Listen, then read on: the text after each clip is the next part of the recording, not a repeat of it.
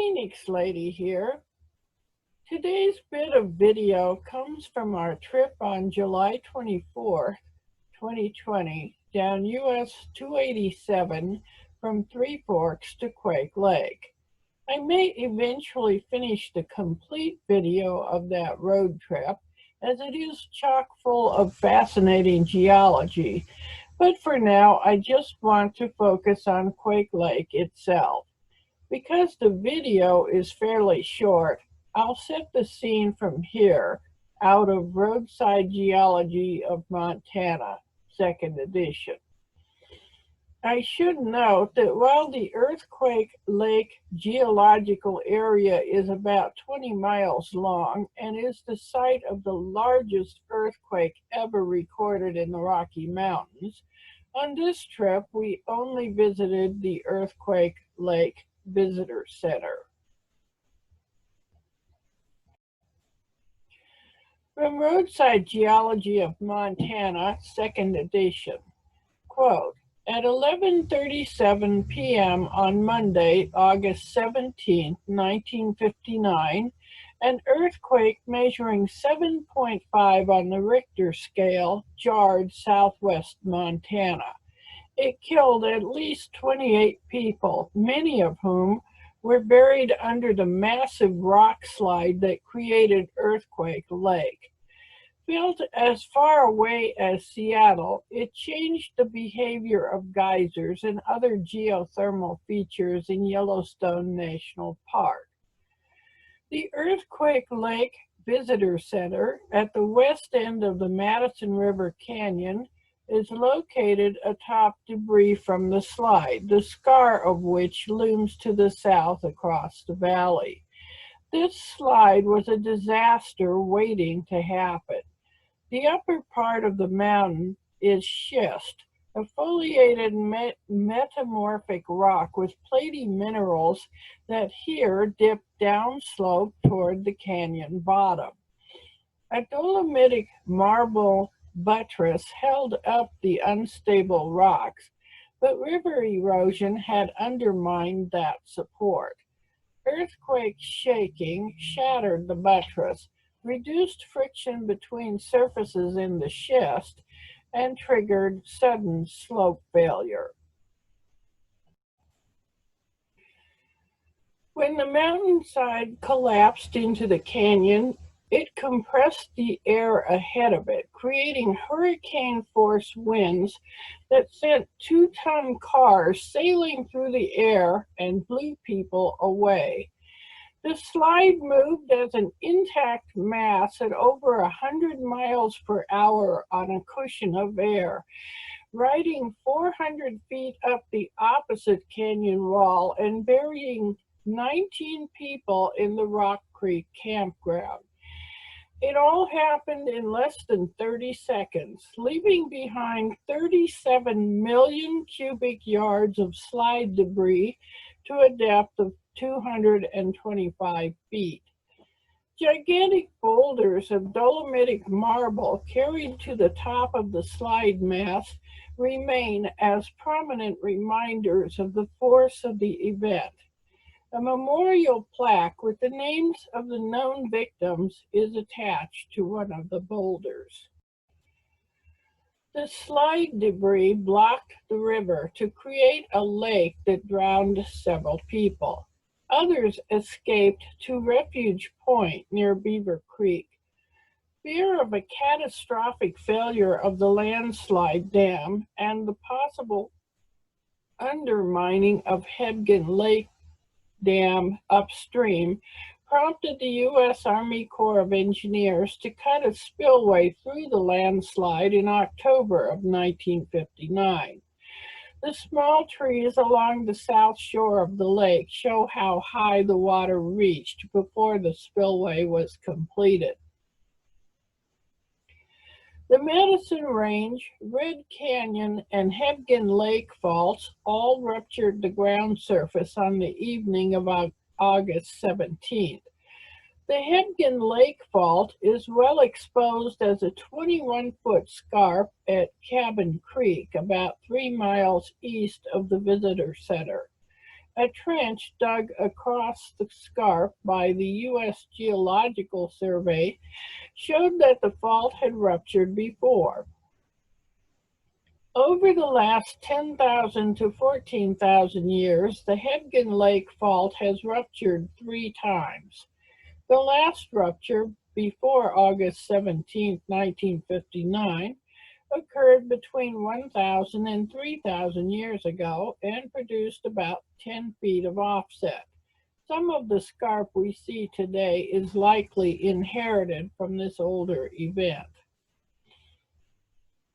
Hebgen Dam, about 1 mile east of Cabin Creek, dropped 10 feet during the earthquake.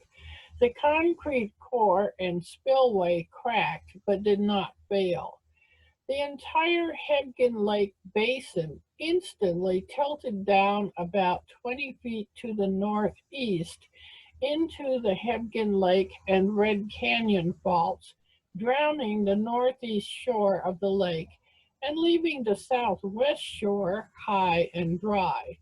Sudden movement of lake water produced a standing wave that swashed back and forth, topping Hebgen Dam 3 times with up to 4 feet of water.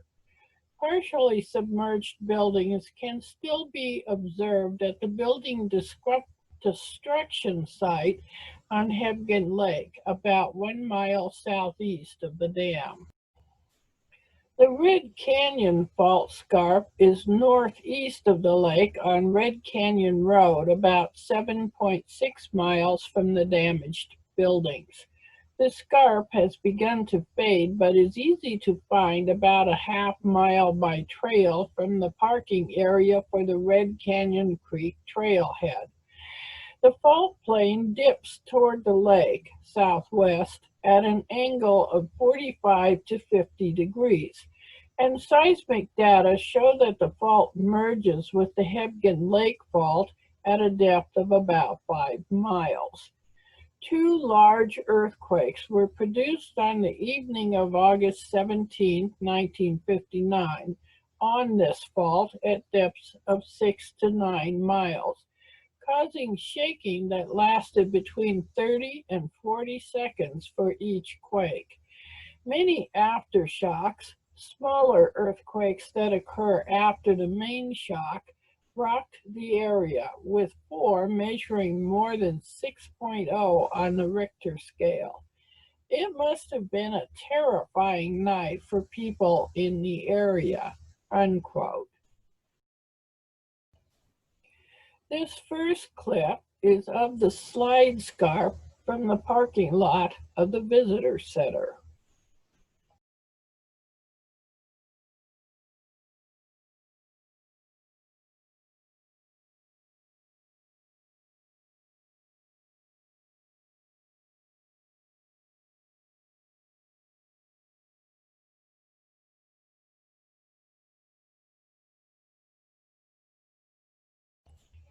The next clip starts with some of the slide debris lying against the north slope of the canyon. The schist that collapsed here is early Proterozoic to Archean basement metamorphic rocks that extend south into Idaho and north to No Man Peak, some 15 miles or so north of here. To the east, we get a view of Quake Lake as we pan around to the south.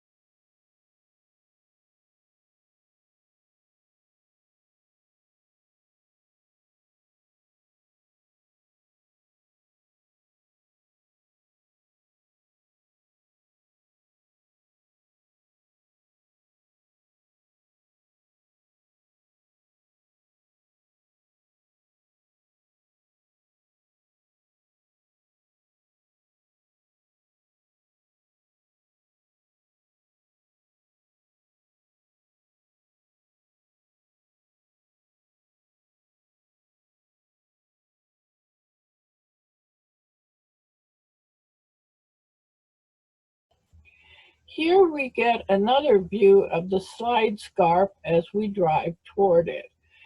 We can just make out the upper end of the remains of the dolomitic buttress. As we turn toward the upper parking lot, we can see two large dolomitic boulders, the second of which has the memorial plaque.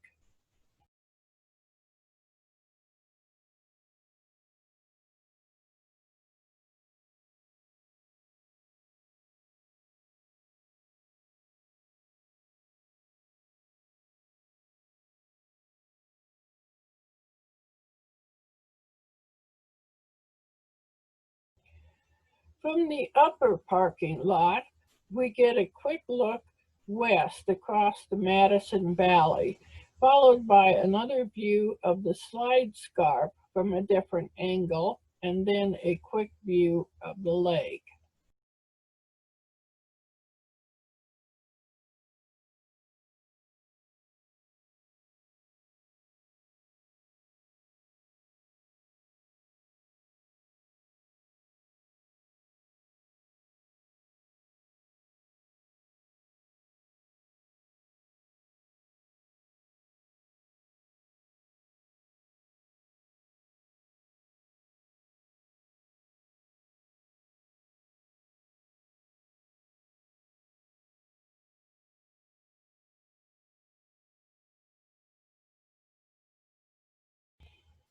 As we leave the visitor center, we now get a better view of the slide scarp and the remains of the dolomitic buttress, followed by another quick view of the valley beyond the mouth of the canyon.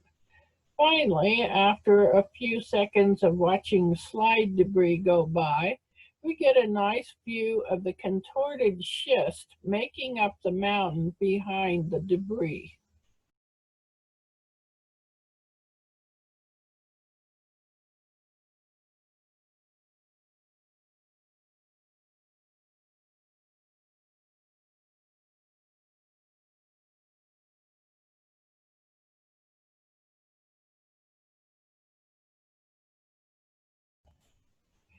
On passing out of the canyon, we cross the Madison Range Fault, a west side down normal fault.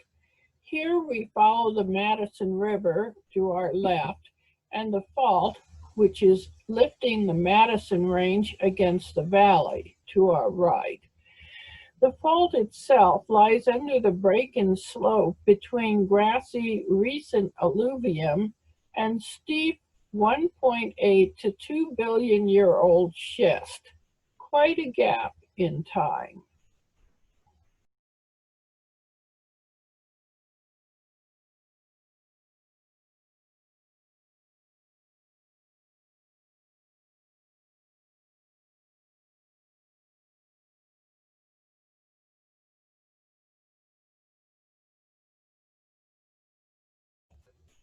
Finally, across the valley, we see a bit of snow in the gravelly range in July.